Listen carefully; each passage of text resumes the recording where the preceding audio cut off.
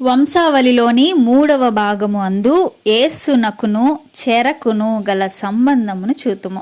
ఆయన కైసరు పాలనయందు ఉద్భవించినను అవిధేయత చూపక కైసరునివి కైసరునకు చెల్లించుచు ప్రజలను పాప చెర నుండి విముక్తులం చేసి దేవునివి దేవునికి చెల్లించుటకు పట్టాభిషక్తుడాయను క్రీస్తు. ఆయన భుజములపై రాజ్యభారమున్నది అని యెషయా 9:6 వ్రాయబడి ఉన్నది కదా. ఇతడే మన రాజు, సార్వభౌముడు, క్రీస్తు యేసు ప్రభువారు. యేసు అనగా రక్షకుడు, క్రీస్తు అనగా అభిషక్తుడు.